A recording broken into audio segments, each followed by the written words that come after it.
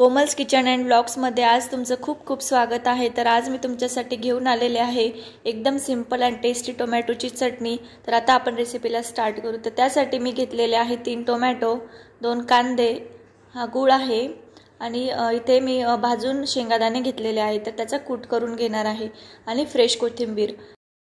त्यानंतर सगळ्यात पहिला आपण कांदा बारीक कट करून घेणार आहोत। तर बघा एकदम बारीक साइज मध्ये इथे मी कांदा बारीक कट करून घेतला।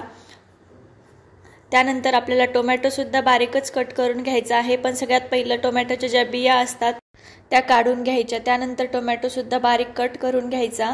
तर बघा इथे मी सर्व टोमॅटो बारीक कट करून घेतला। त्यानंतर कोथिंबीर पण बारीक कट करून घ्यायची। त्यानंतर एक कढाई घ्यायची, त्यामध्ये तेल ॲड करायचं। तेल गरम झाले की मोहरी ॲड करायची। त्यानंतर जिरे ॲड करून घ्यायचे। तर इथे मी थोडासा हिंग ॲड करून घेतला। त्यानंतर आपला बारीक कट केलेला कांदा ॲड करून घ्यायचा। कांदा व्यवस्थित आपल्याला परतवून घ्यायचा आहे गोल्डन ब्राउन होईपर्यंत। तर बघा इथे मस्त आपला कांदा परतवून झालेला आहे। त्यामध्ये आपण आता ॲड करू टोमॅटो। व्यवस्थित मिक्स करून घ्यायचं। टोमॅटो पण आपल्याला छान परतवून घ्यायचा आहे। तर इथे मी झाकण ठेवून 4 ते 5 मिनिटासाठी छान वाफ देऊन घेणार आहे। तर बघा इथे मस्त आपला टोमॅटो परतवून झालेला आहे। त्यामध्ये आता मी ॲड करणार आहे मीठ। तर चवीनुसार मीठ ॲड करून घ्यायचं, व्यवस्थित मिक्स करून घ्यायचं।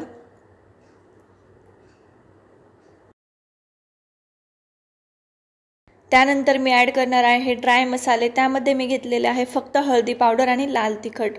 तर लाल तिखट तुम्ही तुमच्या आवडीनुसार ॲड करू शकता। व्यवस्थित मिक्स करून घ्यायचं। तर बघा इथे तेल सुटेपर्यंत आपण ही टोमॅटोची चटणी छान परतवून घेतलेली आहे मसाला ॲड केल्यानंतर। त्यानंतर ॲड करायचा गूळ।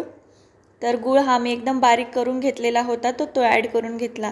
त्यानंतर ॲड करायचं बघा इथे मी शेंगादाण्याचं असं जाडसर कूट तयार करून घेतलेला होता, तो ॲड करून घेतला। व्यवस्थित मिक्स करून घ्यायचं। तर कूट ॲड केल्यानंतर 2 ते 3 मिनिट मीडियम फ्लेमवरती असंच ठेवायचं। त्यानंतर फ्रेश कोथिंबीर ॲड करायची, व्यवस्थित मिक्स करून घ्यायची। तर बघा इथे मस्त आपली टोमॅटोची चटणी रेडी झालेली आहे।